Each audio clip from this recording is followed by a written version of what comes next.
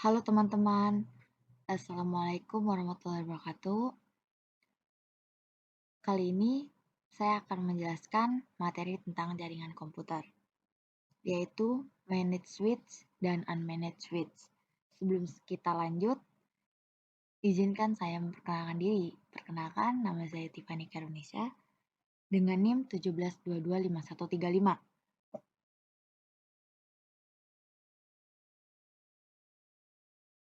Oke, di sini kita akan membahas tentang perbedaan antara switch jenis managed dan switch unmanaged. Apa aja sih perbedaannya? Di sini ada 6 perbedaan, yaitu yang pertama, perbedaan harga, yang kedua, pengaturan switch, yang ketiga, virtual LAN, yang keempat, redundancy, yang kelima, prioritas lalu lintas data, dan yang terakhir, yang keenam, fungsi monitoring. Oke, yang pertama, switch unmanaged biasanya lebih murah dari switch managed. Hal ini wajar karena kemampuan switch unmanaged hanya terbatas pada fungsi dasar, yaitu fungsi address learning dan fungsi penerus atau penyaring data. Sedangkan switch managed umumnya lebih mahal, namun kehandalannya sebanding dengan harga jenis switch ini. Yang kedua, pengaturan switch. Pertama, switch unmanaged hanya bisa meneruskan data. Switch jenis ini tidak bisa disetting.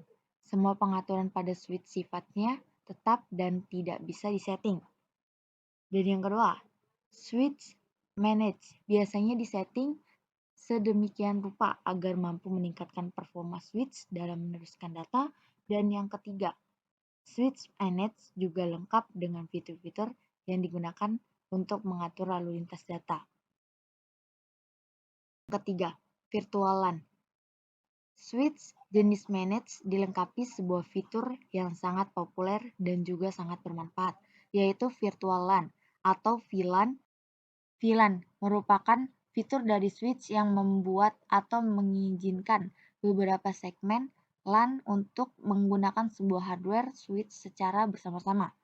Prinsipnya adalah VLAN mengkelompokkan port-port dari sebuah hardware switch secara logika di mana port-port tersebut dikelompokkan berdasarkan segmen LAN.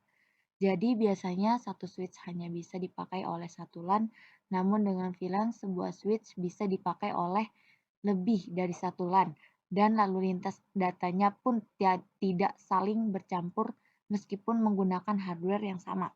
Hal ini tidak terdapat pada switch unmanaged. Yang keempat, redundancy. Dalam networking, redundancy adalah kemampuan untuk menyediakan jalur cadangan selain jalur utama. Dan ketika jalur utama terputus, proses data transfer melewati jaringan backup. Fungsi redundancy pada switch managed bisa disetting secara otomatis. Ketika terjadi masalah link utama, maka link backup langsung mengambil alih fungsi link utama. Pada switch unmanaged redundancy tidak bisa diterapkan secara otomatis seperti pada managed switch.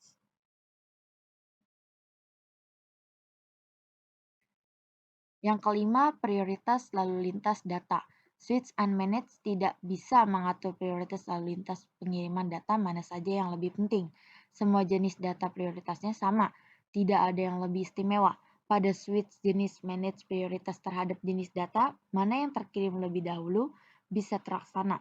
Misalnya, data yang berisikan percakapan atau suara bisa menjadi prioritas daripada data jenis lainnya.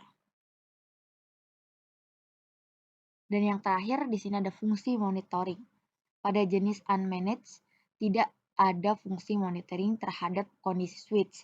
Switch unmanaged terpasang di dalam jaringan tanpa bisa mengetahui switch tersebut on atau off melalui network. Dengan memastikan bahwa data yang terkirim ke tujuan melalui switch tersebut telah sampai, baru bisa mengetahui hal tersebut. Switch jenis managed fungsi monitoring bisa terlaksana dengan mengkonfigur IP address dan mengecek melalui IP address, bisa juga melalui protokol SNMP ataupun program monitoring jaringan lainnya. Memang harga Switch managed lebih mahal akan tetapi fungsi dan kelebihannya jauh lebih banyak dari switch unmanaged. Oke, jadi tadi adalah penjelasan tentang materi perbedaan antara switch managed dan unmanaged dari saya. Kurang lebihnya mohon maaf. Wassalamualaikum warahmatullahi wabarakatuh. See you.